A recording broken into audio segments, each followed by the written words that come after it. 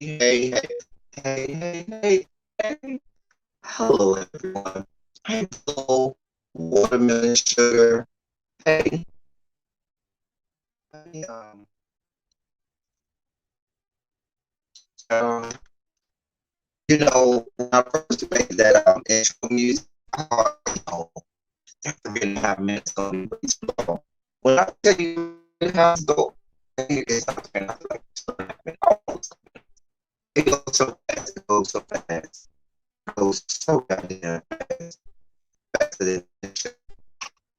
Anyway, we here to talk about it. Let me see who I got in the background and singing in the background. Oh, my sound messing up? Hold on, y'all. Let me get that together. Hold on.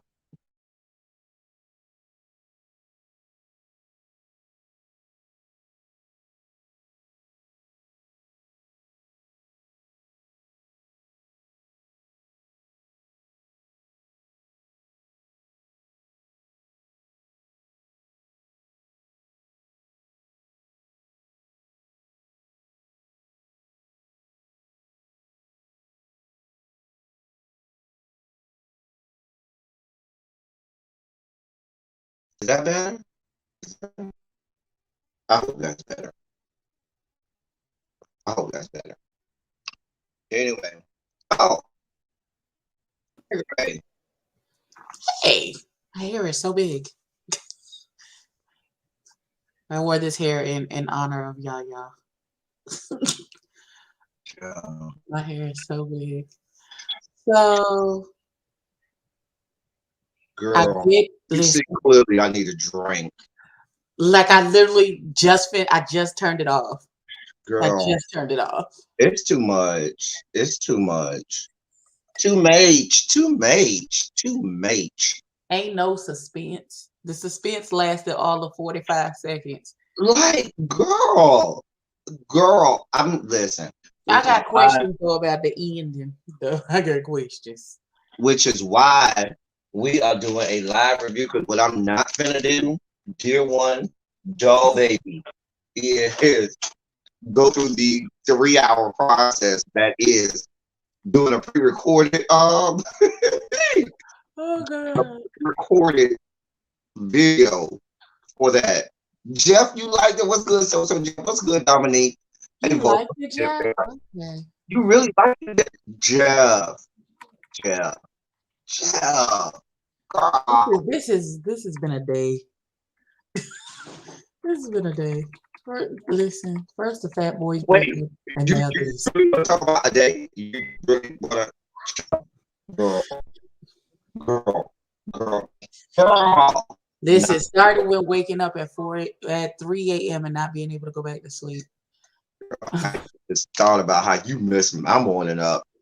No, you blame that on your sister. Wait, pearl chain. Wait, come out of a bag. Wait, what happened? Child, What, who we coming out on the bag on? I love shows that get the stuff done. this ain't about getting stuff done quickly. This is about The pacing bad writing. is Just so bad writing. breakneck. It's Cody, what are you doing? bad writing. Hold on, let me scream at the camera. It's just bad writing. Just bad. Bad writing. Lee Daniels. It wouldn't even be that bad of writing if they slowed down just slow down. The boy.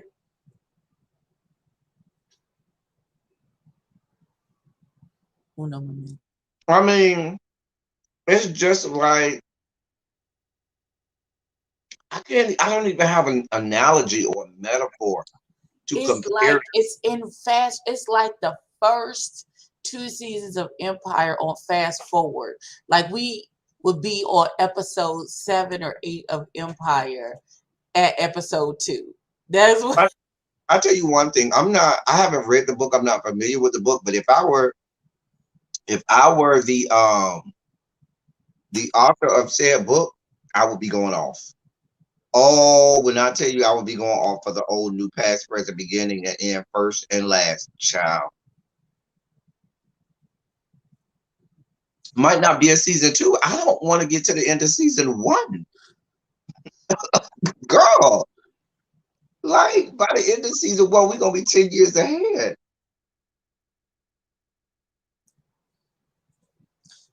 What am I drinking? Somebody gonna ask. I'm drinking some Sauvignon Blanc. I went and got some more of that 120. It was on sale, y'all. It's a good wine, but it was on sale. So now I'm drinking some Sauvignon Blanc. By them, I also got some more of the Cabernet Sauvignon. By them, it's really good. Yeah. Yep. Exactly, Volvo. A boy's first time. When you 2 strokes and then you the Mount Vesuvius is erupting after 2 strokes. Hey, Scootaboo. Hey. Hey, Scootaboo. Good old Scootaboo. But no, you can't touch those. Okay, that's it for you. Say bye. Bye. We trying to wait for I feel tired. Huh. You know why I say that for her? Because Loretta Devine played you know, Laurel, and she said, I feel tired. I'm sorry, I can't get up. That's real high. Y'all know what I'm talking about from Dream Girl. When she said, I feel tired. And I said it that way because Loretta Devine said, I'm tired. Anika Noni Rose said, Effie, I'm tired. I prefer the Loretta Devine, I'm tired, as opposed to I'm tired. Y'all let me know which one y'all prefer. Do you prefer the Loretta Devine, Effie, I'm tired, or Anika Noni Rose, Effie, I'm tired? I'm preferential to Loretta Devine, tired, not tired. The tide is tired. Anyway, so we waiting for her, but by the child, it's so much to discuss, child. She ain't gonna miss much. I gotta get off at like 7 o'clock anyway. So all right, so we start off. What we start off at church? Yeah, I think so. I think we started. That's the first thing I remember, child. It's so much goddamn happened. They at church. You prefer Anika's Jeff? Child. Jeff, I'm gonna have you on camera. We're gonna have some fierce debates about stuff, Jeff. Dear God. Shout out to Jeff. Y'all go listen to Jeff's podcast. His podcast is really good. Him and I forgot his co-stars there, but they have a really good podcast. I'll be listening. It's really good. Anyway, y'all. So they start off at church. Why for is this girl in the middle of church cussing? Like she in the middle of church cussing. Or am I the only one who noticed that? She was cussing in the middle of church. And it's only like 3.5 people in church. Now I figure there go Miss Divine herself right there. Now I figure if you are a person of their caliber and you go into church, that your church is gonna have more than 12 people in it. Child. What's going on, Greg? What's up, y'all? I just got finished doing my review, honey. This is my review, honey. I know. Well, I was going to do a live review on my channel, but when you said I said I would come over here, I said, well, I did one child.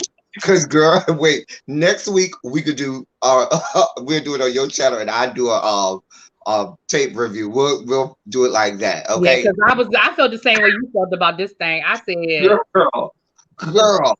So we'll rotate, really be so next week episode 3, I will do a tape review. You can do the live review.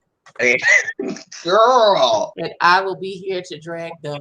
First of all, before we get to dragging, let's get to the one highlight of the whole episode. Shout out to Aunt Bam for making it into the episode and telling Morris Chestnut, Aunt Bam from the Tyler Perry play, the Tyler Perry show.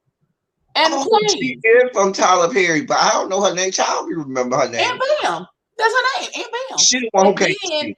For her telling Morris Chestnut, you stay your fine ass right there in the picture. Don't go nowhere. We'll get there. Because I was going to drag them about her. We sure gonna get there and drag them. Why we gonna drag them about Bam? We'll get there. Reaction. So we at church cussing. We at church. Did I not hear her cussing church? They was cussing in church. Well, hell, John Gray was the pastor. Yes, there wasn't no power in that pulpit, so I don't understand why. And then they did.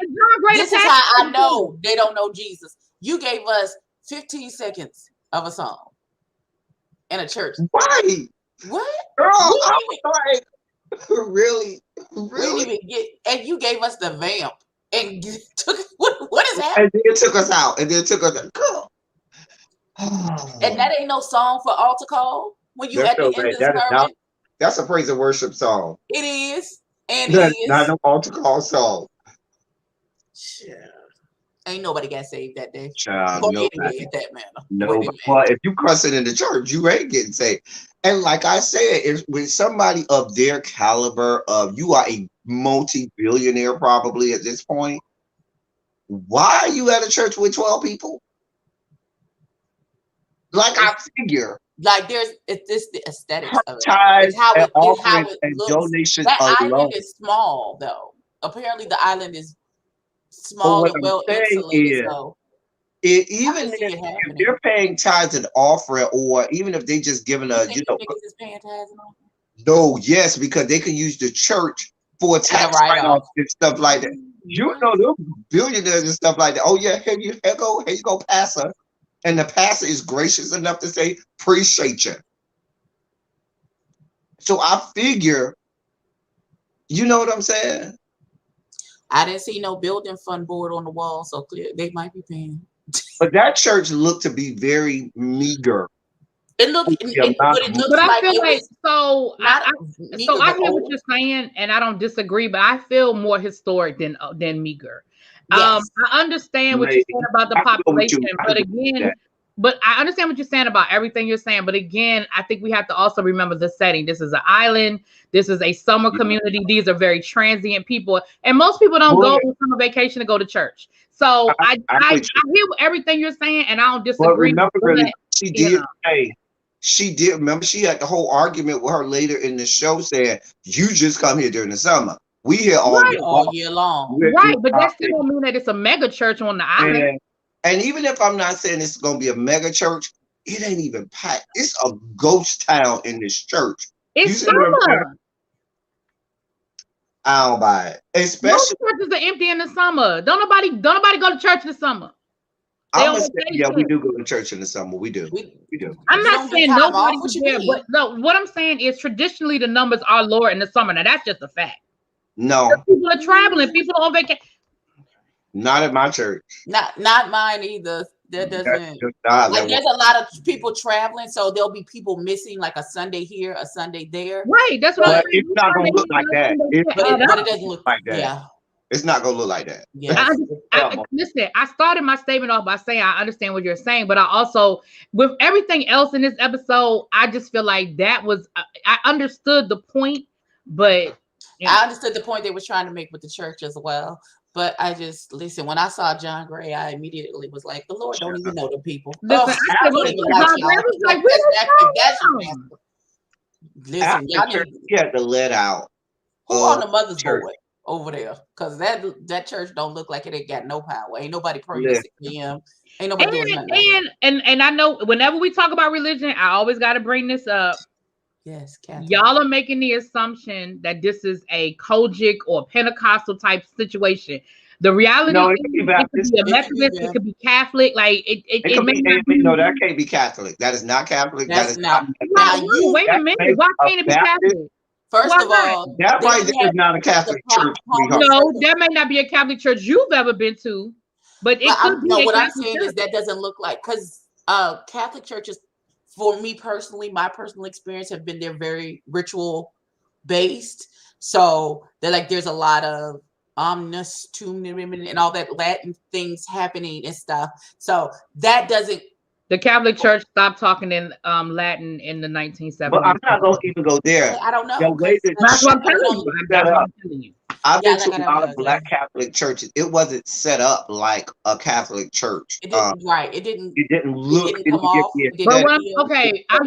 What I'm saying is the point I'm making is it could be other denominations. Absolutely, it could be. Different denomination. Yes, it could. We did not say a denomination. We didn't say Pentecostal. Like Baptist Episcopalian to me. It could have been versus Kojic Pentecostal holiness. Yeah, it was very much not. It was not. That was no holiness. We speaking in tongues kind of church. Yeah, that's not how that came. No, they didn't give me Pentecostal at all. They didn't give me no. It didn't give me. It gave me a Baptist or AME. Yes, I was gonna say AME Zion. AME. I can see it. Mm-hmm.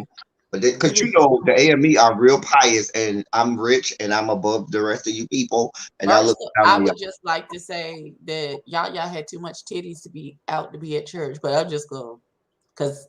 I mean, if you're cussing in the middle of church, I mean, you just really don't give a fuck. Yeah. I'm just saying.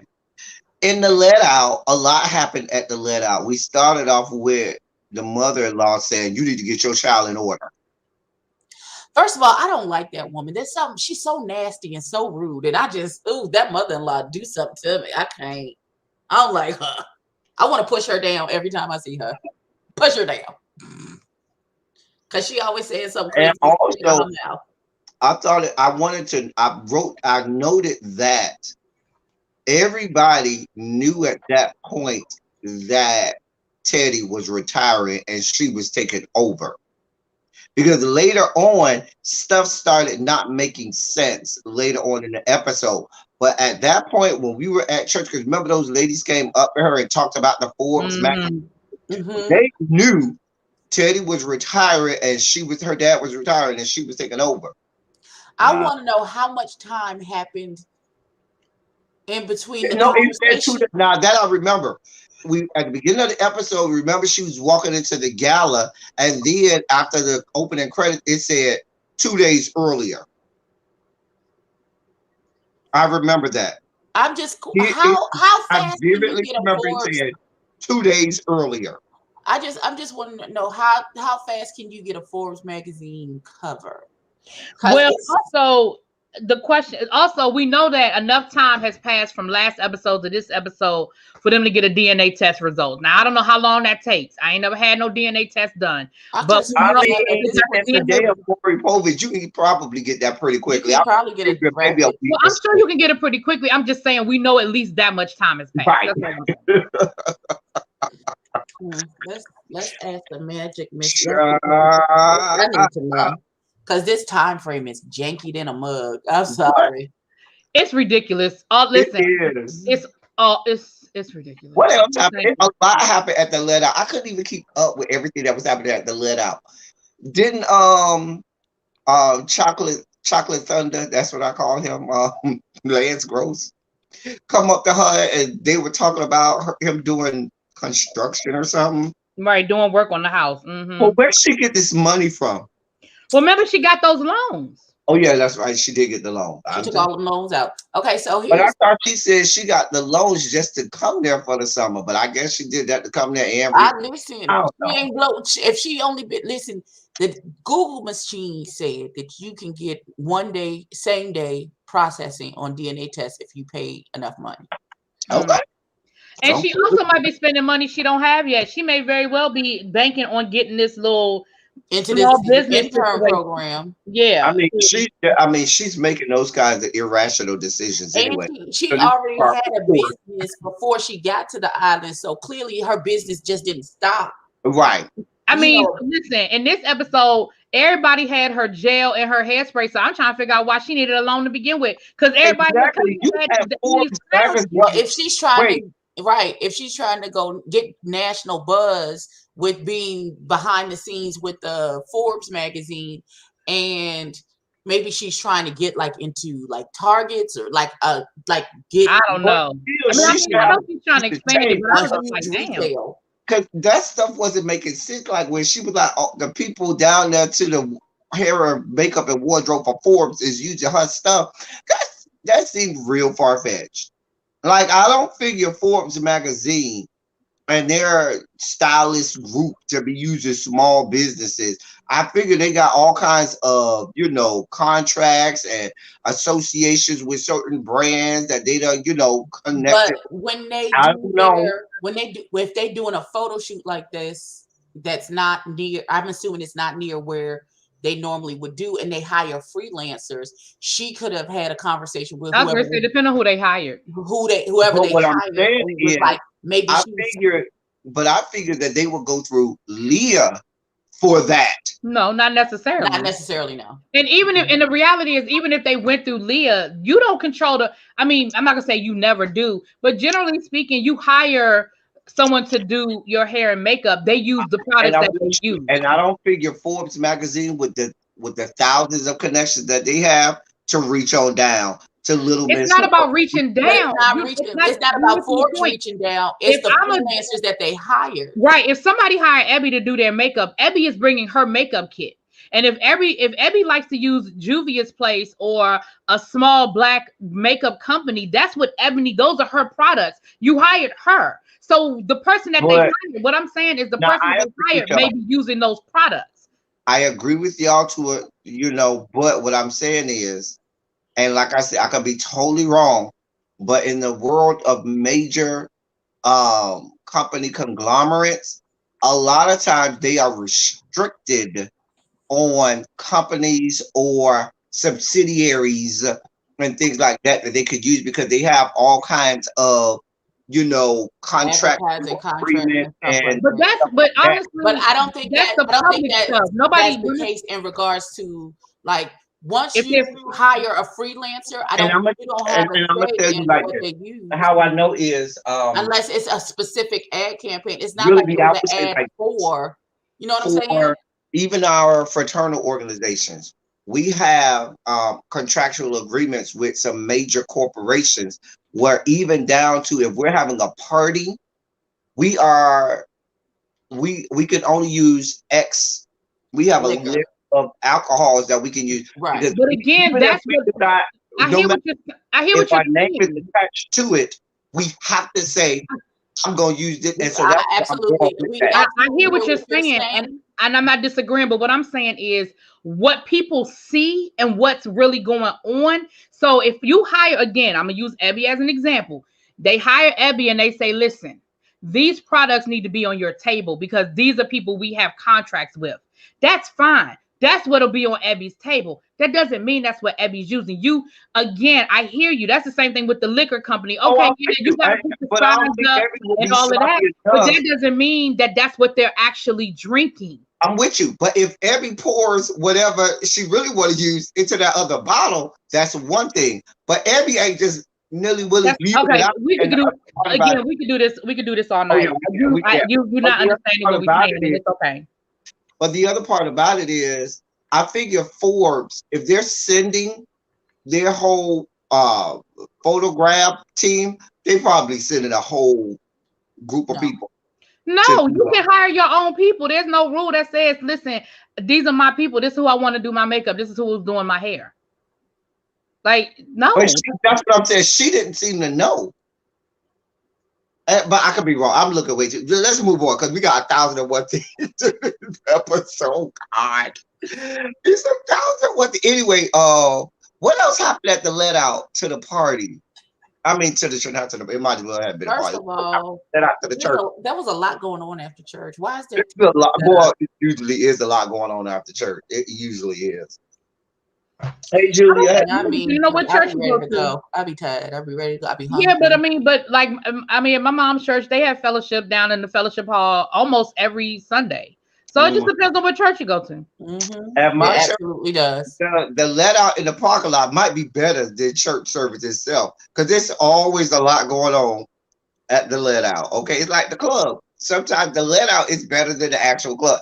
I know people only go to the let out for the club. They never actually go in the club because they're only here for the let out to see who's gonna fight. Like some people only tailgate and they don't go to the actual football game. Exactly. Listen, I go to homecoming every year, and I mean, if you are a football team fan, you will go to the. I was gonna say I go to homecoming every year, and I ain't been to a game since I graduated. So,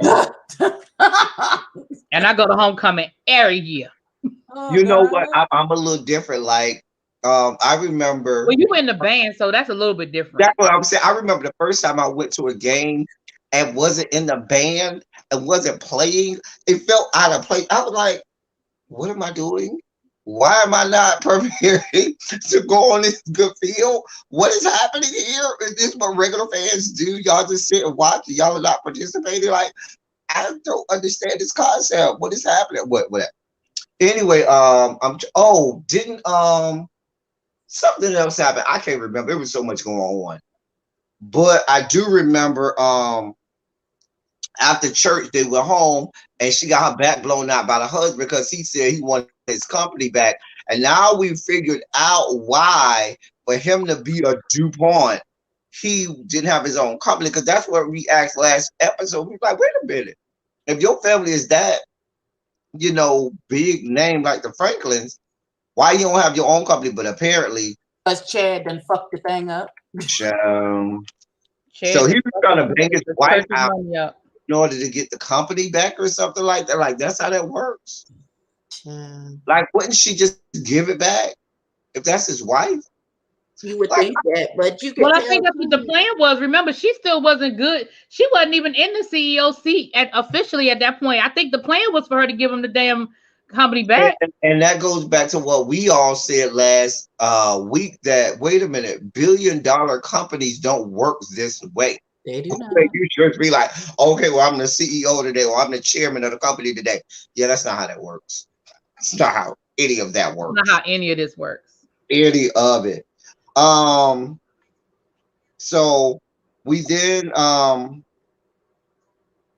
so we found out he's bailing out their company. The Franklin Holdings is bailing out his company called Darman or something like that. We got that whole backstory. Leah gets the DNA test back, and she still ain't spread the ash. That's all I wrote down. She got the DNA test back, saying that, you know, they are sisters or whatever. That was stupid. We then saw White Boy meet with Raymond, Morris Chestnut's character. They met on the boat, and White Boy is a typical white boy fuck up, whereas Raymond had to do everything right. And their did they say great grandfathers or something, or grandfathers or something like that, made the company together. It was DuPont and Harmon. I remember that. And they said, what happened is you know what, Bobo? I'm not doing this with you. I'm not doing this with Bobo. I'm not doing this with Bobo. But anyway, here's my question. Where's White Boy's family? Like, if White Boy's family, the Harmon family, is that, you know, powerful or whatnot, Why didn't that family bail them out instead of the Franklin? Because I figure white people and all of their whiteness ain't here for, okay, I'm gonna just let this black company bail me out, and now I'm indebted to these black people. I don't know. Your thoughts? Abby, you muted. Are you talking to us or not? Oh, okay. For me, it read to me like somewhere along the line they were friends, they grew up together, they ran in the same circles, whatever. He was the rich spoiled white kid that never had to really be accountable for any bad decisions he made or any mistakes that he made. Morris Chestnut had to work a little bit harder. You know how that story goes. I mean, yeah, his mama somewhere is. along the line. We see how his mama is. Right. And somewhere along the line, the white boy fucked up the church's money. And Morris Chestnut has been fighting to get the company back ever since. And white boy just seemed to be unbothered. So that's about all I got. We did get down to the Sunday activity, because when you join in an organization, you have activities that happen on certain days of the week. You know, every Tuesday or Thursday, Friday, Saturday, Sunday, you know you're gonna be doing this every week. That right there, they did get right. So when they down here making these little floral arrangements to go deliver to the seasoned and older members of the organization, that I can see happening, right? Really? Absolutely. And even when Morris Chestnut made the comment, it wouldn't be a Sunday afternoon without the, if it was, without the gray ice, whatever the hell, gray sites, great cities, and flowers. So yeah, right. that was on point. They got that part right. They did get that part right. Mm-hmm. And so a lot came down in that little whatever. We find out that the daughter is getting drunk as hell and out doing whatever with whomever. Who is she out partying with? Is she going out with the son? Is she going out with other people? Hell, she probably drinking by her damn self. She feel it. She having a rough time. Well, apparently, if she tried to kill old girl, I mean, like, ouch, we'll get there, but she come there drunk as hell, drunk as all get out. Now, I wrote down, how are we 2 days away from an event and you around here trying to change the name of said event? That was the first part that made me say, how and what in the fuck? Because you already done put in for a program for the little backdrop for the picture taking air venue or whatever. All types of stuff has already been finalized 48 hours in advance. You don't finalize everything with all of these companies. You don't nilly-willy say, oh, I'm going to just change the whole name and purpose of this event 2 days before. 2 days. Really be. We're fucking 2 days. First of all, the fact that they were even having that conversation 2 days before is not realistic. And this is a Sunday. You can't call those companies on a Sunday because they ain't open. So the best you can do is try to call them on that Monday.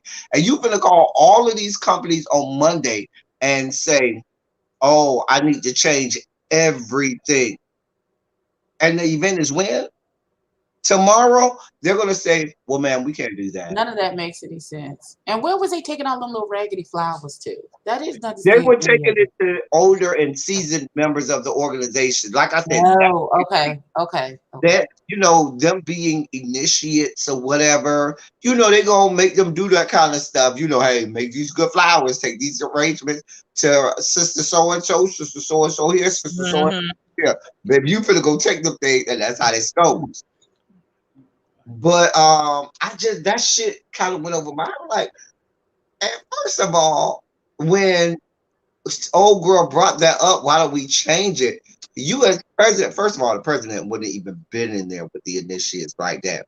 Not by herself. It would have been somebody else who's over initiation. Because presidents are not over candidates and initiation for no organization, nowhere in America. Nowhere. They got way too much other stuff to do. So who the interaction that Angie keeps seeming to have with Leah is not realistic. Like, you supposed to be, before you could even go talk to the president, where's the person that is in charge of y'all that you're supposed to be talking to? That's my question. Secondly, why are you even entertaining an initiate telling you or going along with her idea? Because they try to make it like she stole Leah's idea or whatever. But you're not doing that 2 days before an event. And then the daughter leaves her phone haphazardly. That phone, don't nobody in this island phone have a lock? Nobody. I said that in my review. I said most adults, much less a teenager, is leaving their phone. And even if by some weird chance that she did, do you, and El Teddy, I know you know this. Do you know how many apps, if this was such a big secret that they were keeping under lock, that she was terrified of her mother and the island finding out, do you know how many apps they have where you can hide those types of pictures? Like, she wouldn't have those kind of pictures just out in the open on her phone. Like, I don't believe that. Like, I don't believe that. That shit seemed real far-fetched. I was like, now, wait a minute. You just pick up her phone and just start going through. First of all, it takes most phones a few seconds before that shit locks up. Like my phone, I get mad at my phone, something I'll never change the setting, but I get mad at my own phone.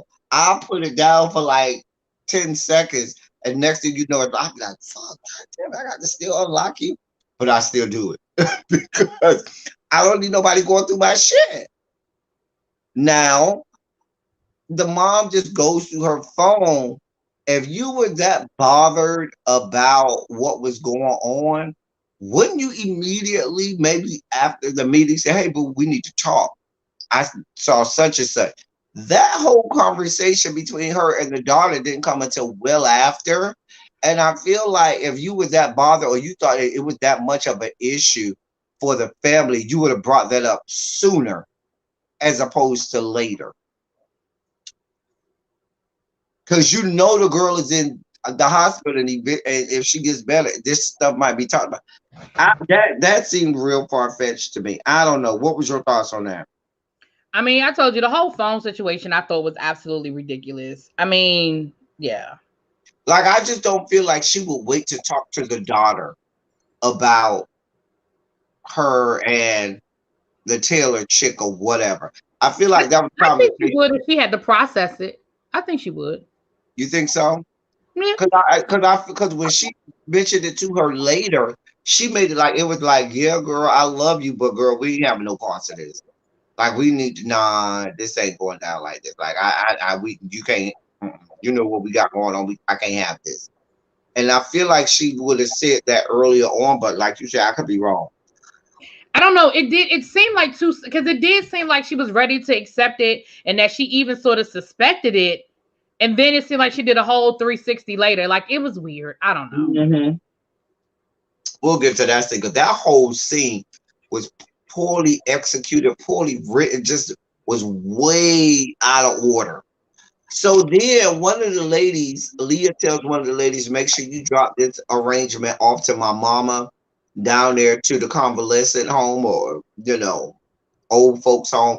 I really dated myself by saying convalescent home, because people don't say that no more. They don't say convalescent home. But she goes down to the convalescent home. The girl said, well, my son has writing classes, and Angie said, don't worry about it, girl, I got you. That I could believe, because if y'all know, whatever, y'all in this together, girl, I need you to take care of it. Because okay, girl. She walked out the door when the woman tried to say what she couldn't do, how she walked out the door like, I really don't give a damn. Like, I don't remember. That wasn't believable too. Right, like that wasn't believable. Like, I told you what needed to be done. You figured it out. And she walked out like, girl, I ain't even entertaining you. That they did get right. Like, girl, that ain't my problem. Work that out. Y'all figure it out. That is not my problem or concern. Yeah, y'all figure that out. Hey, really, me. We have been there. You better figure it out. You better figure it out. Figure it out, honey. Make it happen. Okay. Child. So I did like that part. Like, girl, she didn't even stop. She didn't even break stride. Break stride. Break stride. I break stride. Mama said, girl, I'm moving, honey. You go get it done. So Angie then goes over to the convalescent home to meet with the mother, with Leah's mother. Now, if Leah's mother is as well thought of and well to do as they made her out to be, I feel like I thought she was dead at first. I really thought Leah's mother I thought she was dead too. The way they talked about her last week, exactly. I thought she was dead. I thought she was dead. Like, but if she just, because I feel like the mother-in-law might be going to visit her more.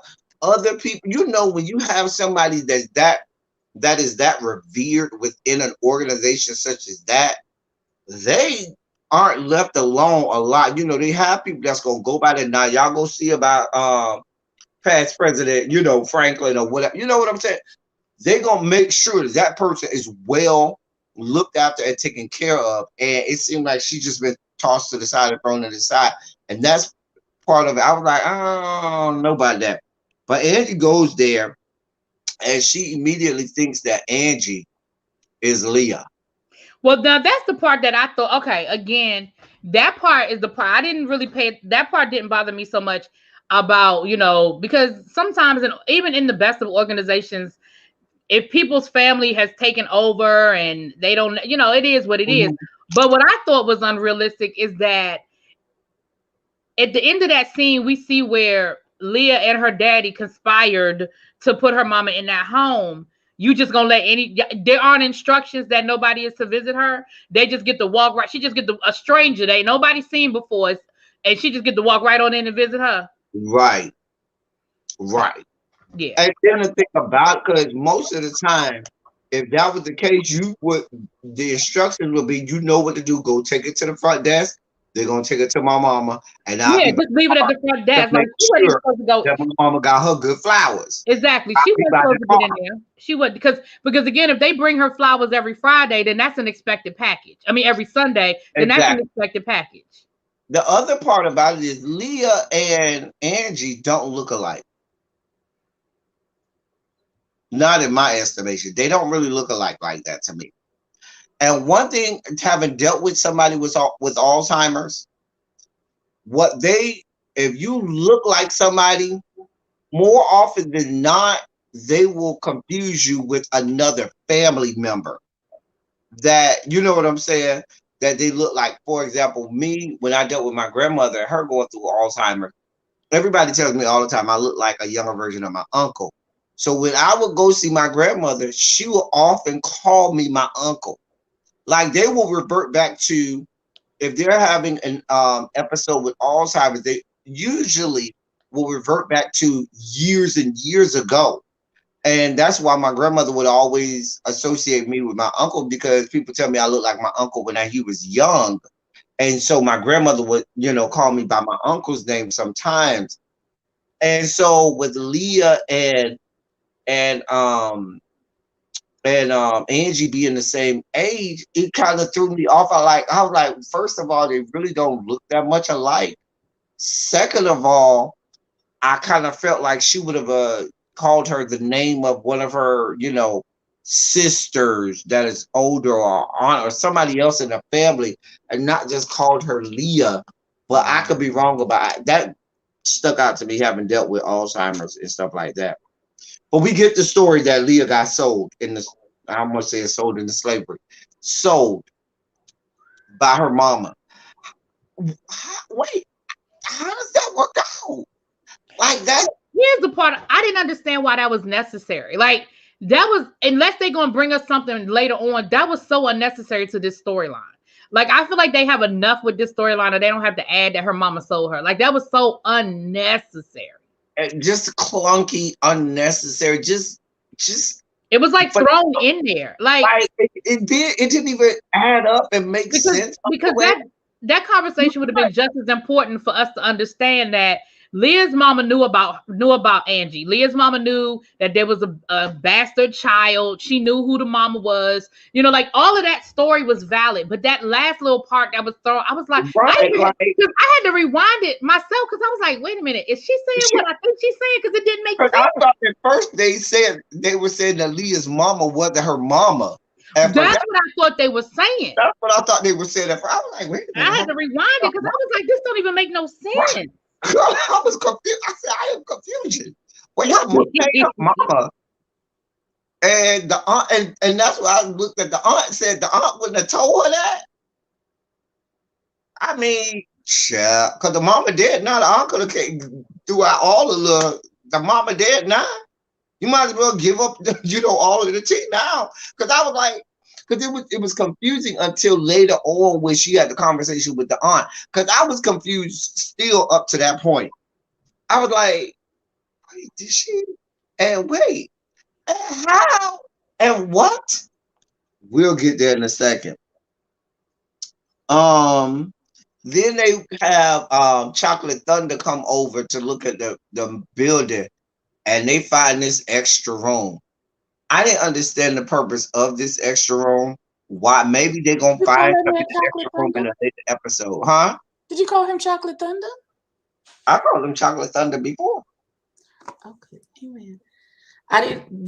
Did we on to the pool floating in your drawers? We not even. No, we ain't there yet. Cause watch this. I don't know how we got there. Cause I thought we would have already been at the end of the episode. And when I saw it came back with this, with him swimming in, I was like, oh, the episode's not over.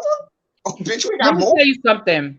So let's talk about this. The part that again, the whole room in the back of the back was and until they show me where that's relevant, I didn't feel like that was necessary. But that's my point. But why we can sit here and act like you did not see that plywood over that doorway? Like the fact that he discovered something.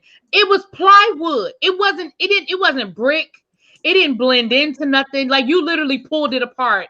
Like, oh, like y'all been there for what, 2-3 weeks? It's not like he Freddy in the basement, the Andre basement with bricks trying to break down the wall. Right. It wasn't like it was bricked in. It was plywood in front of a doorway. Why are we acting like you made this big ass discovery? You like didn't even need the blueprint on the Underground Railroad. Right, exactly. Like you had the blueprints. Like you really needed the blueprints to find that. It's plywood. It's right there. You can see through the planks in the plywood. I was like, what the fuck?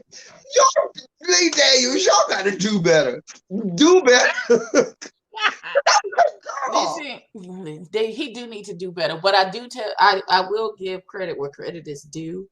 This is not a Tyler Perry production, and I can tell that by the wigs on everybody on this show. Because none of them look a hot ass mess all the time. Except for the ghetto Tyler Perry lady who came on there with her raggedy ass wig. No, you're not gonna do Aunt Bam like that. I'm gonna do Aunt Bam like that. I'm gonna shit my Aunt Bam and her bad ass. Bam. And her bad ass. Bam wig don't look no worse than Morris Chestnut mama wig. His mama wig is bad. That platinum white badass wig. It wasn't even platinum white. Bam wig was salt and pepper gray. No, I'm talking about Morris Chestnut's mama. Oh, I was about to say. Aunt Bam, she had a cute little salt. I thought that Bam looked very nice. She did. She looked good. You be doing too much. We get to the Forbes magazine shoot, and the daddy comes. First of all, that plaid suit he had on was not the business. Why he's dressed in the same suit every day? Like I feel like he always in the same plaid suit. What's going on? You too rich. I don't remember him having a plaid suit, sir. Why are you dressing in those patterns? And I think he got Parkinson's. Not patterns. Oh God. Parkinson's. Did you not see the shaky hand? He has Parkinson's. I did. Something's going on with him. Yeah. You mean his real life or his character? His character. I think his character. Oh, okay. Yeah, because they at the end. Remember at the end where he had a little chest set, and when she came and saw him later, and he shaking her hand, he had to grab his hand, and stuff his like hand that. was shaking so bad. I didn't even peep. See, y'all peeped it. I ain't even peeped it. I ain't even peeped it. I noticed it the I first noticed time that when at the he yelled gala. at her at the Forbes. At the Forbes shoot, when he was yelling at her, he had to grab his hand because his hand was shaking so bad. I ain't noticed it at the Forbes, but I noticed it at the gala. I did notice it at the gala. Yes, at the gala when he was standing off to his side when y'all was stuck on stupid looking at him like, oh my God. And his head. When they went to the photo shoot and he kept telling her, you know, hey, go enjoy your photo shoot, honey. Have a good time, boo. I knew that was a problem then. Yeah, you knew. I knew when he showed up at the because there was no reason for him to be there. None. And when he showed up and said, "Oh yeah, they want to interview," that's at the building where that's their building where he worked. So why wouldn't he be in the building? building? But no, when he told her, "Well, they want to interview me as well," and he kept telling her, "Have fun. This is your first time." Meaning, and we knew he had only had one photo. First of all, it was he had only had one photo shoot, so we knew this they was. Want to interview me, and she doesn't know nothing about it because normally. When if they're going to do an article about you, they will tell you, you know, oh, we're going to talk to so and so and so and so just to get to round out the article or whatever. And her having no idea that they was going to talk to her, that was a red flag for me. That was a big red flag. She should have knew. She should have knew, and he was here for it. He was here for it. Have we got to the point where she done rolled up into that girl's salon? That's what happened. That's what exactly what I was. She rolled up to the house. How you with the daughter? She rolled up to the house with the daughter. I hate you. And 30 seconds, in the next 30 seconds, y'all have a y'all having a whole bonding moment. Cause girl, you came to this house with smoke. And if I'm going to somebody's house with all the smoke, I'm not leaving there kumbaya with you. It ain't gonna be you to call me and help me out. Girl, I got smoke for you. Girl, I don't see it for you. We gonna have everything in the world in common. Girl, I don't see it for you. Girl, we got all the smoke in the world. I'm not leaving it a kumbaya with you. And then the daughter telling her, you know, I'm a lesbian or whatever. And her said, now, and really be, I'm gonna defer to you because you are more in tune with high level, you know, rich circles than I am. You come from the black bourgeoisie. And so and I look for you. She tried to get away from the title in Mother you to be a part of Jack and Jill of America, and you private school and so forth, DMV area, Martha's Vineyard, and all kinds of stuff. This is all your people. Now, I figured she is one degree away from a real housewife of people would be more progressive than what's being shown here. But I could be wrong. Why would you think they would be more progressive? I wouldn't think so. I was gonna say I would think they would be exactly what they're those type of families that are all about status and how anything. Like no, the daughter's not allowed to be a lesbian because if anything, most of the children from these types of families that I know, like when I went to college, all the kids that was really out there came from these types of families. But we're also talking about the black bourgeoisie, and the black bourgeoisie don't play that gay shit. They just don't. You know they don't.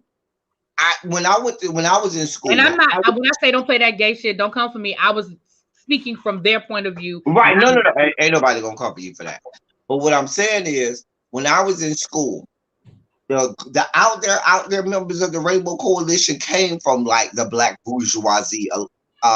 Many of them. And when their parents came to like Parents Weekend and stuff, they didn't hide who they was. They was just as out there as wild and everything. And their parents had to deal with it. And so my thing was, it wasn't like the parents didn't know. Excuse me, or like it was a you know, out of left field. The parents knew, my daughter, my son, that's what it. So she seemed, I feel like, as well, if your daughter is in the business of being around, Because when I saw the Taylor chick, I immediately said, "Oh, this is a lesbian." Now y'all can say I was being stereotypical, but when I saw Taylor chick, I said, "Yeah, she's into the cooter." And so well, you were being stereotypical. I was, but I was right too.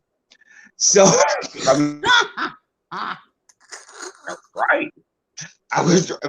My dar went off, and my dar is, unquestioned. My dar is undefeated. And so my point is, I'm with as loosey goosey as they made the daughter seem to this point. People in the community know that her daughter's a lesbian. So for her to be sitting up here like, "Oh, we can't have this in our family. Oh no, can't nobody know." Nah, girl.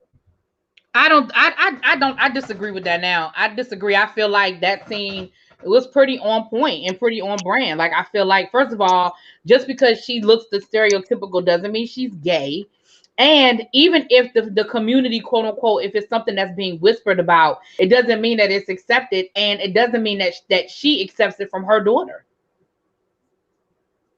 And this is why I defer to you, because you are from that community of people. You can't throw me off this. This is my channel. I cannot stay. She would have, and listen, she would have muted me and threw me all the way off in the background. She can't do that now. Singing in the background. Next Okay, week, but I'm with you, Abby. The way they pivoted from you came up with all the smoke, and now all of a sudden y'all are mothers together fighting the good fight, and you know how I feel, and that girl.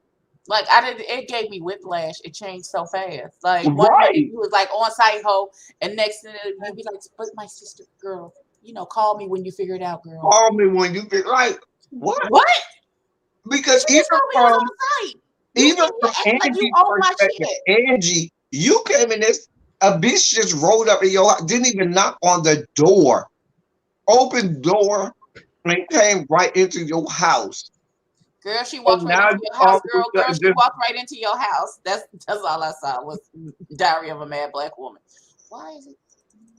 Like, first of all, my house is always locked. You're not just gonna be able to just roll up in my house because I don't leave my door unlocked, home or not home.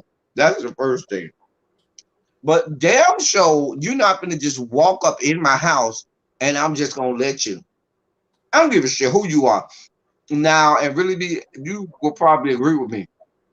I've always been told, I don't care what organization I'm in. At the moment that you enter my house, baby, this is my domain. I'm gonna win this argument every day of the week. Now you might get the best of me when I go to the next meeting, and that's fine. But baby, I'm home. You're not rolling up in my house with dysfunction. You keep that outside. But my point is just to pivot from all of. I mean, you have that was a mess. That whole scene was a mess. It didn't make sense. It was bad writing. It was very bad writing there. Very bad writing. Yeah, that just y'all had on were hideous. I don't like the pictures.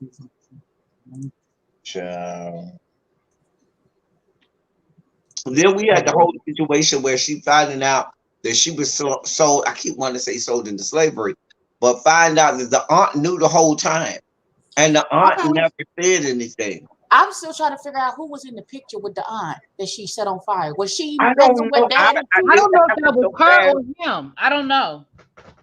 Was she messing with Teddy too? But that's what I'm saying. I don't know if that was her in the picture or her mama in the picture. Okay. That's what I'm saying. Like, I didn't know exact. I thought it was her in the picture. I thought it was Aunt Peggy in the picture. But one thing we're clear on is that Aunt Peggy know a whole lot more than what she pretending to know. A whole lot more than what she been saying. And you know what my mind went to? What if we find out she's really her daughter? I mean, her mama, and not the mama being her mama. That's what my brain went to immediately, because I was like, what you burning pictures for?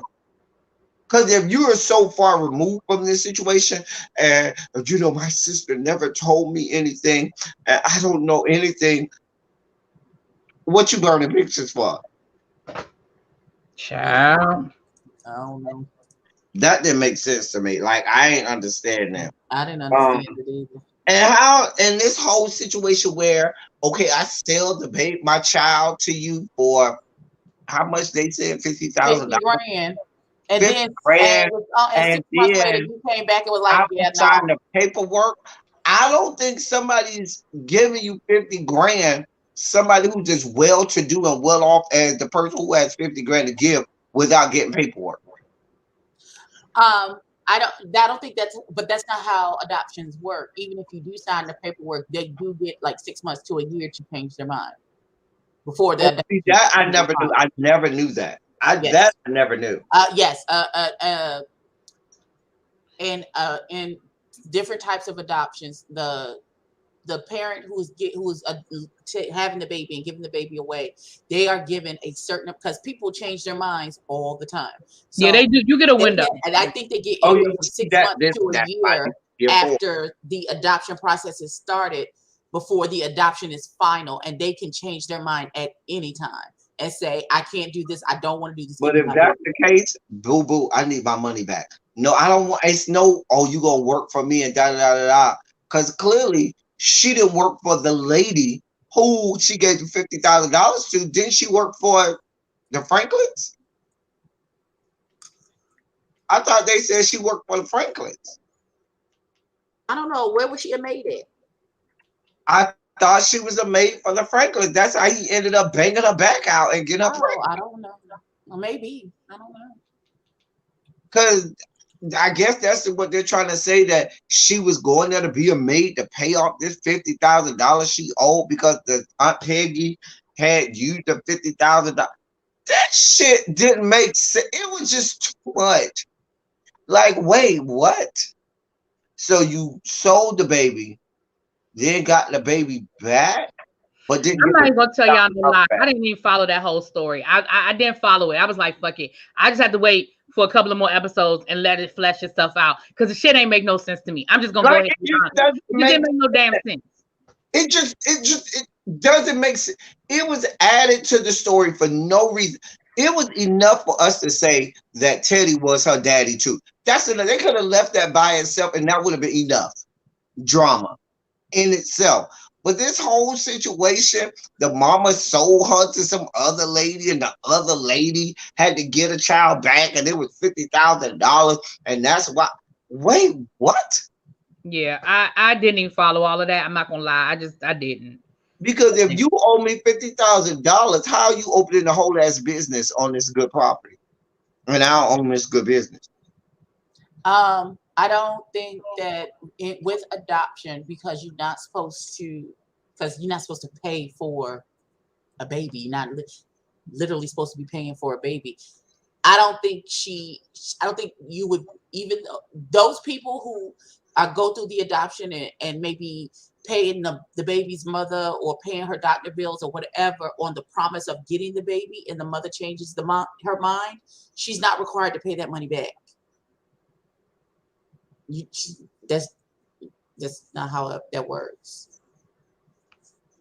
unfortunately. And this is why adoption is real iffy with some people, because they have gone through this process a couple of times and they get burnt out, where they're like paying the doctor's bills, going to the doctors with the person, up until they decide the person goes into labor and gives birth, and they see the baby. And frankly, just for me personally, after 9 months, I'm not, anything that's been housed in my body, I'm keeping it. I'm not giving it. That belongs to me. Like you've been terrorizing my insides for the last 9 months. I'm not giving away anything. But some people, that's how the adoption process I have a friend of mine who recently, but it wasn't in America. He did it through. He lives in America. He lives in your area, really deep. But he went through. Yeah, he lives in your area. He's gay. Him and his boyfriend, him and the boyfriend broken up. But they, at the time when they were together, they went through a whole process of surrogate or whatever. Well, I guess that's different because it's a surrogate as A opposed to surrogate is that's a different whole because different. Yeah, it's I'm either thinking it's about a the whole situation than or adoption. it's the So or that's different. it's the biological child of whoever is. They don't know because they ended up having twins. They Okay, ended up having but twins, it's an egg that and was the it twins was are a fraternal. fertilized egg that was implanted into the surrogate. It's not like the person got pregnant and then they decided, well, I don't want to keep Well, the no, baby, no. and I'm going to The give the baby no. to y'all. I will say this: the person that was pregnant, it's her eggs. Okay. It is her eggs. Okay. Person who got pregnant, it is her eggs. With surrogacy, it's very much a you know what it is from the beginning. There's not supposed to be any attachment. Yeah, they went to a company, because you know, and the lady the whole used her purpose was eggs. Now it to was make the the term lady's to give away. eggs. It was her eggs. She did get pregnant. They don't know. The doctor told them we could let you know who child, and they never wanted to know who was because it was fraternal twins, and they didn't let them know and so forth, and they still don't want to know. But that was a little different than adoption, so to speak, because like you said, it was surrogacy is completely but the lady gave up the rights to that child, you know, from the jump street, like signed paperwork and everything before everything started. Right. And so now, could they do that in adoption where you could start from the beginning and say, hey, sign this good paperwork that regardless as to what happened, it's going to be mine? She can sign. No, it's not going to be regardless because at any point in an adoption, until the paperwork is signed, sealed, delivered by the That's judge. what I'm saying. If, for example, if I go to you, Abby, and I say I'd like to adopt your child, and we sign paperwork, and my lawyer is crafty enough to say, upon signature of this, you remove the right to. That's not how you can't do that until the baby actually gets there. You can't. That's what I'm saying. But I'm saying, you can't sign rights away to something that's when I think of adoption. when I think of adoption, I think of a child that's already born. Now I know that you have adoptions that happen before a child is born, but when the adoption that I'm thinking about is a child has been born, living, breathing. But yeah, when if the child is born and you are deciding to give your baby up for adoption, you have, regardless of what you sign, you can sign the rights away. The daddy can sign the rights away. All of that stuff. It takes about 6 months to a year for it to be finalized, and at any point, you can change your mind and revoke you giving your rights away and get your baby back. That's interesting. See, I'm learning some stuff. I never knew that. Never knew that. That's why adoptions from other countries are more popular than adoptions here in the United States. And that might be why my friends then went to Canada, because they were like, no, we're going over here to the America's Hat, where they ain't that fuck shit. Like it's easier to adopt. And it was cheaper also. They did say in another country. They did say it was cheaper to do it in America's Hat than do it here. Let's get through this. We go to the gala. Now, can y'all explain to me what happened in this Forbes article where something about her being in the article or whatever? I didn't I really be saying I ain't pay attention to the whole thing with her. It was so much going on. By the time they were trying to explain to me how Angie made her way into the article or what happened with that? Like, what was that? Her daddy gave an interview and said, "Oh, you've mistaken. I'm not retiring." No. I'm talking about the part where they're saying Angie was included in the article. That's the part.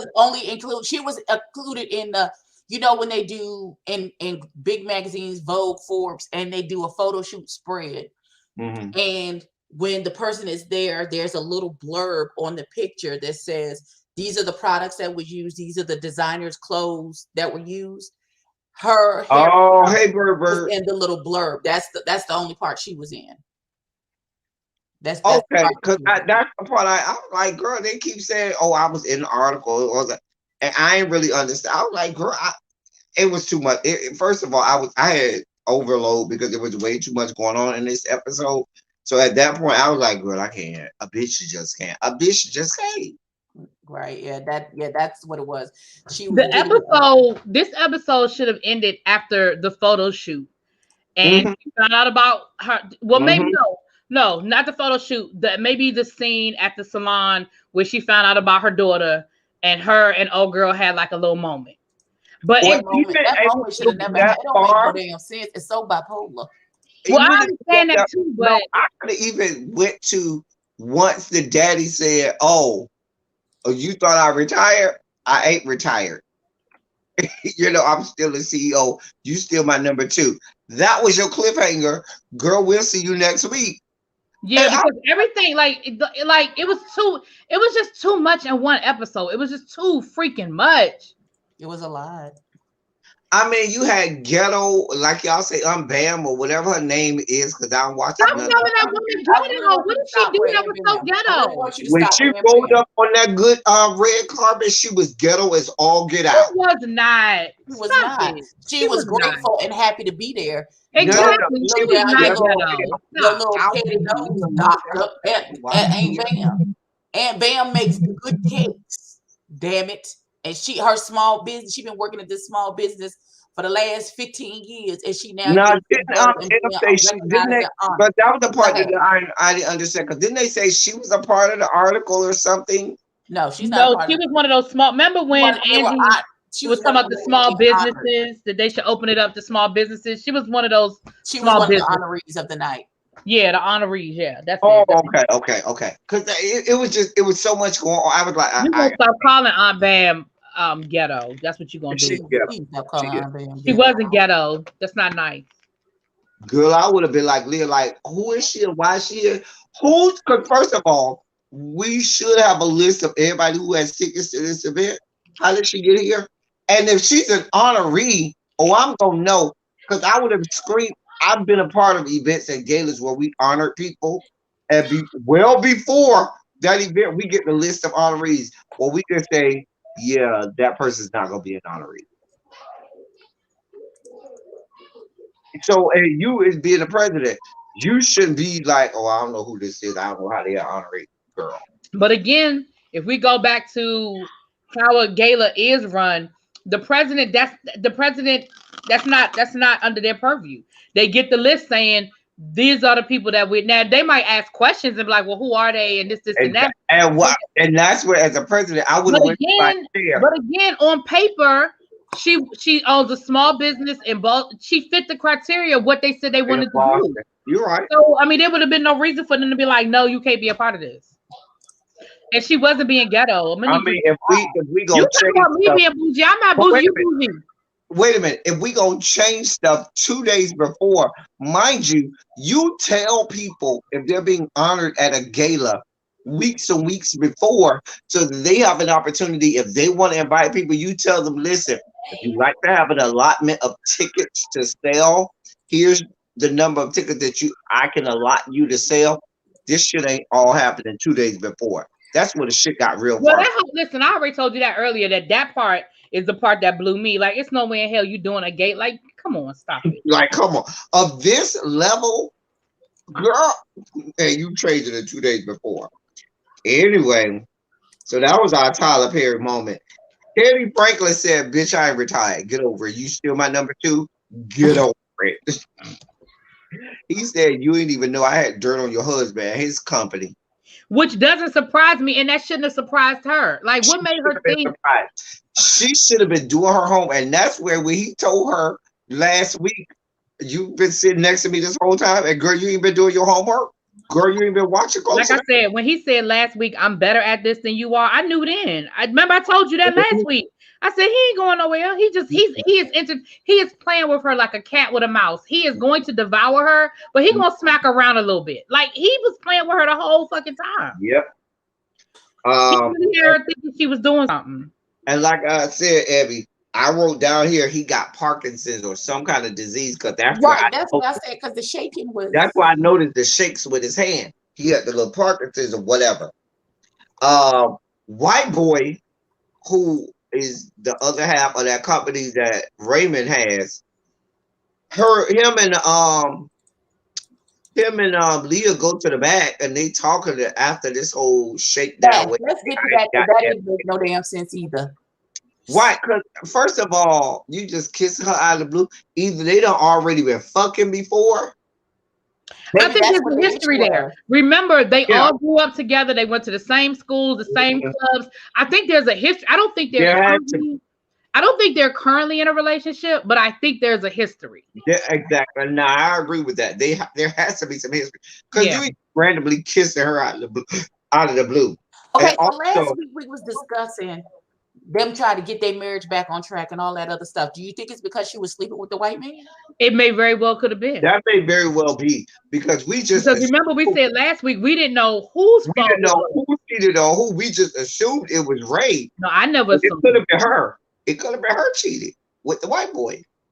Which was trying to do an end run around him to get him out the company. Where Ray was going off on white boy, that would have made sense if her cheating with Ray. But it didn't feel like he was talking to the man that was messing with his wife that he knew about. You know what I'm saying? Right. And they had that conversation. Very much like two friends. Yeah. I love you, but you need to get your shit together. Yeah, I think whatever was going on, I definitely don't think that he knew anything, that Morris Chestnut is aware, or it happened like in high school, like years ago. Right, like it's something that's new or whatever. And then for the little girl to see it, oh my God. Like the girl saw it and it was automatically, what is happening? I can't deal with it. You have the whole secret ass relationship. I'm gonna defend the little girl. First of all, she going through a lot. Okay, her lover / best friend / secret rendezvous / who she pushed into the water. Well, we're not gonna discuss that part. Right? We gotta discuss that part. She pushed the girl into the water. Listen, let me tell you something. It's traumatic. Like you walking on your mama cheating on your daddy, like that is traumatic. I probably would not like she called him fucking. What she really just saw his hand on her face. That's no, they were kissing. They were kissing. When she caught them, they weren't actively kissing. I ain't gonna lie, they was actively, but it wasn't like the mama was kissing him.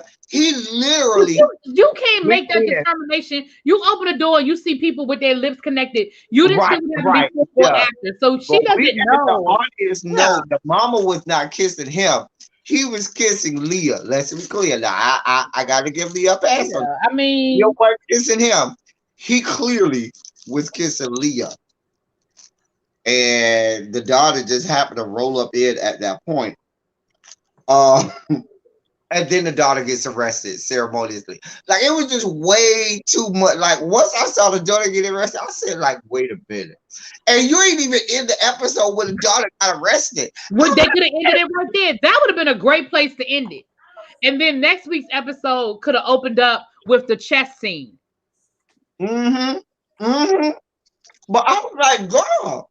I wanted to know, what did Leah think she was going to do to that little girl? Because she said, I didn't see anything. I didn't see anything, bitch. Like, what do you want me to do? No, but hold up. But remember, last week it was the exact opposite. She didn't see shit. Remember, she drunk.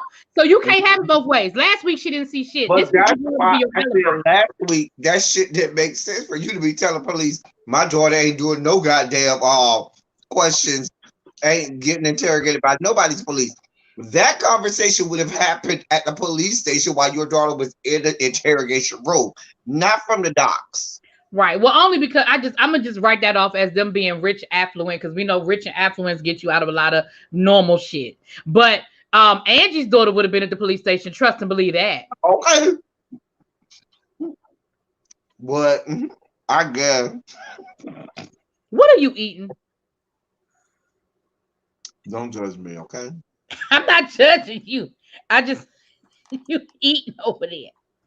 Well, he's the czar of snacks.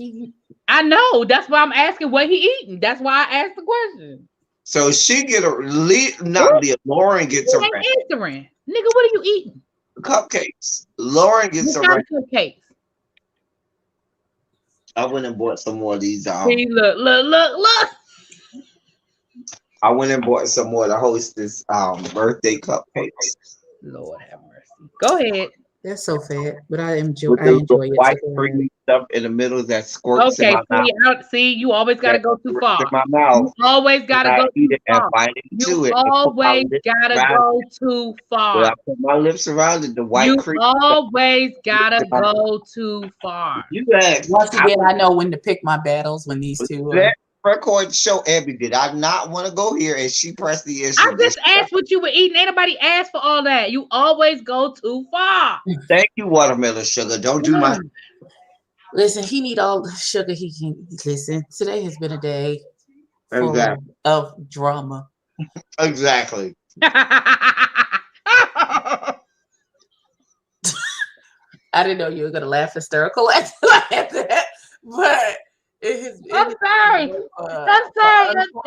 For unplanned drama, pull-ups, all manner of foolishness has gone on. I'm sorry.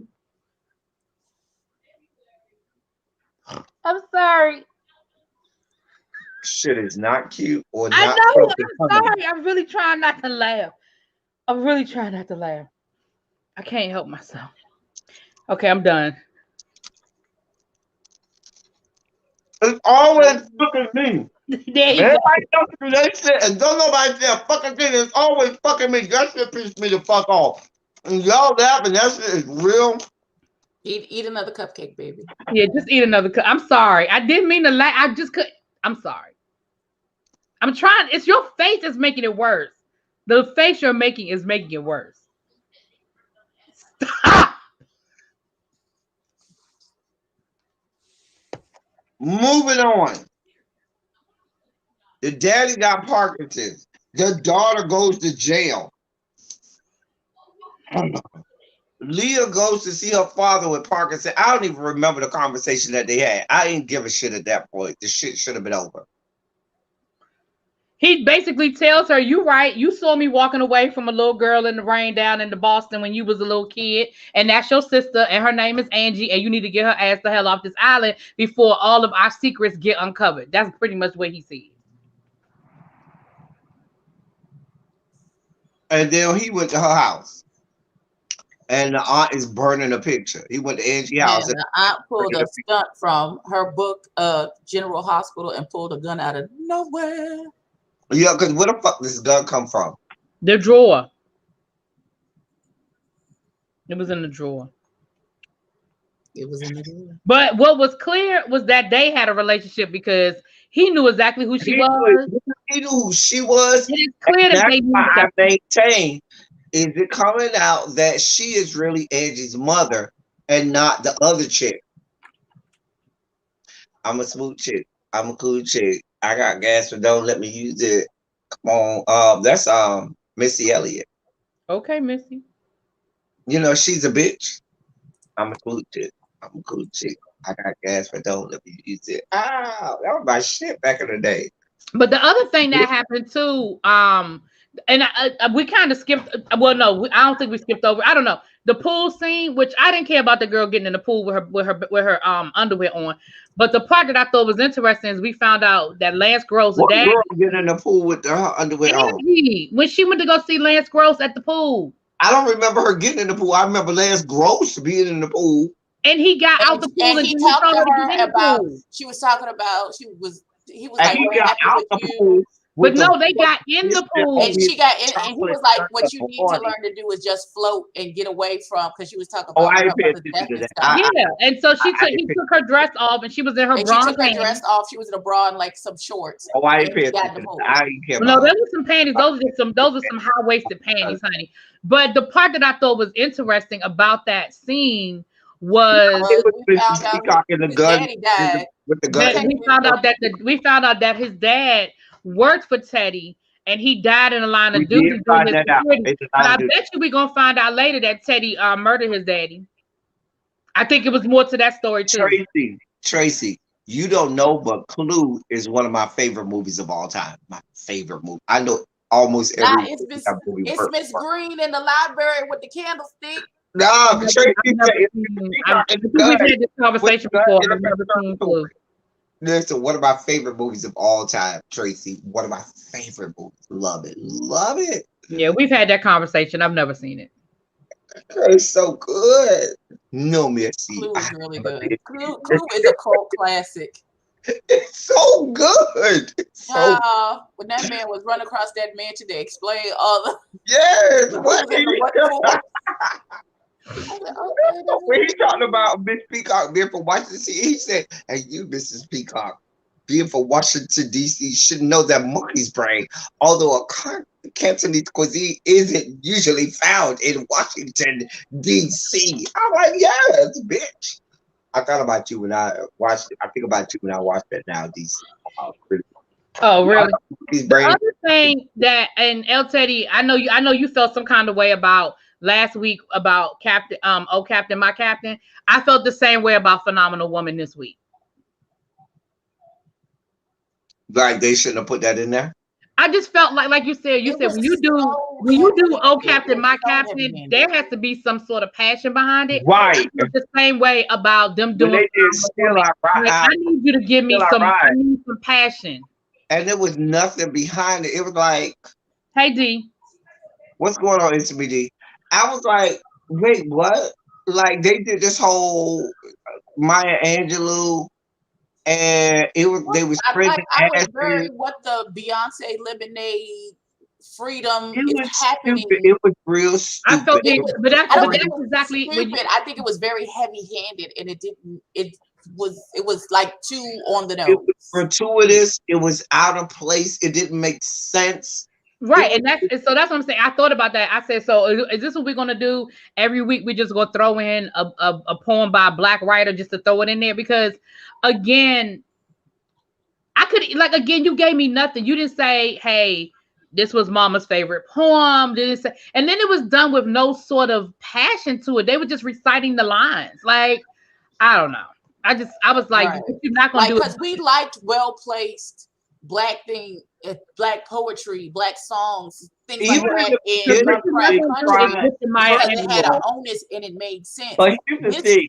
Felt like it came out in the beginning, before the opening, or before after the opening credits, when she tried to do this whole thing, where she talked about the Africans being brought on over and how they had different, and they cut her hair per different tribe, and how they had to. It fell on deaf ears. First of all, know your audience, because the people who love this show, I appreciated that part. I appreciated that part. No. I loved it, but most of the people who are stands of lowbrow Tyler Perry-esque, non. I disagree. I don't think that just like, because. Oh wait, what? I disagree. I disagree because first of all, last week's episode went really fast. This week's episode came off very Tyler Perry-esque, but I think a lot of Black America was excited and looking forward to this, and none of us put this in the category of a Tyler Perry in the beginning. So I disagree that the people watching this would that if I disagree. I disagree with that. Okay.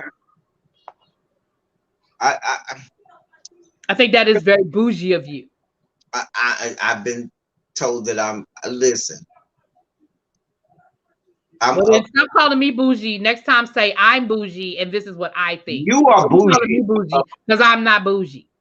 You are bougie. I'm not. I'll let Evie be the judge. Evie don't know. You saying I can't tell if someone's bougie or not? I'm saying I'm not bougie. Well, we know that you suffer from that delusion, and until you talk, you're right. But you say you're not bougie. Absolutely, bougie don't make you not bougie. I mean, just let's be clear. But I love my Loretta, and I love her because she is bougie, and I depend on her in some instances. But I'm not. I know my ghetto ass would do some stuff, and I would think really bougie is not gonna go. Let me not do that. Because my bougie best friend is not gonna like it. See, I'm uppity. I don't come out of the bourgeoisie. Neither do I. I am uppity because I came out of the ghetto and made it above those people, and I look down on them and I go. I did not come out of the. I don't know what I did not. Listen, you don't have to come from out of the ghetto to do that. Just like I was. Let the record show Bobo Carter really be DuPont. I'm a little ratchet hood situations every once in a while. And my father had his doctorate and my mother has her master's degree. So, you know, and we was raised in the suburbs. So I listen, that don't mean just because. Bobo called you really be DuPont. I just want the record to show. Everybody in the chat is saying you're bougie, really. I don't give a damn. No disrespect to the chat, but I don't give a damn. So here's where the hood side comes out. Did you hear how she said, "I don't give a damn"? That was the hood portion of her. Because I really be is multifaceted. She's a little bougie. She's a little hood. She's a great educator. She'll also cuss you out. You know, duality. We like the multifacetedness of our really be.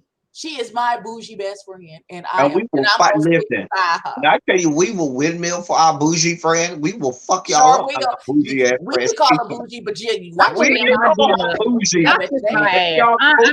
we done? Is we finished or are we done? To the people before we get off. Is we finished or are we done? Are you gonna tell the people any announcements for the people? Church announcements. Church announcements. Do you have any church announcements, Boo? Go watch my shit on my channel. Oh wow. Okay, that's the church announcement. Yeah, go watch my shit. I want to get you a piece. I have a couple of church announcements. One, I want to say maybe Saturday I'll be able to carve out the time, but on That's Not My Ministry, y'all are we're gonna start with the reading for my ministerial services classes. Notifications from Not My Ministry, and I don't know why, because I know I'm subscribed and I know I have my notification bell turned on, but I don't be getting my notifications at all. I have to catch the replay every time. I'm sorry. I don't know, because YouTube be on some funny shit. I'm about to say, I'm gonna be honest. I didn't know you was doing stuff over there because I ain't been getting no notifications. Well, the last thing that I did was after the first class, so it's not. Oh no, I know I haven't been getting anything. I need to go over there and check then because I ain't been getting nothing. Yeah, I might need to do like this. Uninstall, unsubscribe, and resubscribe, and do the notification bell. You know, I'll be getting El Teddy's damn notifications. It's hit and miss with El Teddy. Sometimes I gotta have the phone in my hand, otherwise I don't know nothing. But they don't care about me. That's not my. That's YouTube. That ain't us. That's what I'm saying. That ain't y'all. That's I'm about to say. This is why these two. Oh yeah, I love y'all. Okay, That's Not My Ministry. It's now it's a once a month thing. I am going to do the reading. We're going to do the reading for my first. The candle of the day is something that smells really good. Marshmallow Firestone? Marshmallow Fireside. Smells like burnt marshmallows next to the fire. Wow. So I'm going to start Blood and Water on Friday. And I hope we do episode 3 tomorrow. Of Blood and Water? Mm-hmm. Oh, you already did episode 2? I did episode 2. Listen, I try and avoid it because sometimes they want to put it on an autoplay and then you pop up and then I was like, oh my God, no. And then I had to cut it off. Because episode 2 did have a lot in it. It was a lot in episode 2. So okay, I got it because I haven't looked at episode 2 yet. And you know I love you, boo. I'm gonna start watching Squid Game. I don't know if I'm going to review it just yet. I've heard a lot of good things about what show? Squid Game is on Netflix. It's crazy. Squid Game? It's called Squid Game, yes. It's crazy. It's crazy. Oh, it's me, D, myself. We're going to do a live where we talk about both Dear White People and Sex Education from Netflix. Because both of us watch it. I didn't do a review of it, but I've been watching Sex Education since season 1. I've been watching Dear White People since season 1. So it's me, D, and myself. We're going to do a live where we talk about both shows, both Sex Education season 3 and Dear White People season 4, which is the final season of Dear White People. So, yeah, we're going to come on and we're going to talk about that. So Is it bad that I only watched the episodes of Dear White People that Kid Fury was in? Is that bad? This season is actually pretty good because they're doing a whole 90s R&B and hip hop musical kind of thing. And it's not a musical, so to speak. They just infuse some 90s R&B and hip hop songs, and it makes you go, "Oh, this time is so great." I really enjoyed this. This season 4 is better than season 5. Season 4 is better than season 3, I should say, of Dear White People. Definitely better than season 3, and it's really good. Really, I gotta go, y'all. I gotta go eat dinner. I gotta go. Love y'all. I gotta cook dinner. I gotta go because I got a conference call at 7:15. In 2 minutes. Press the button. Oh yeah, I love y'all. I love all y'all. Thank you all for being vocal, person, and active. Thank you for doing what you do. Thank you for being here and with us. We'll see y'all next week. Until next time, thank y'all for coming. Y'all drive safely. And Abby told me to get off, and we're gonna be out.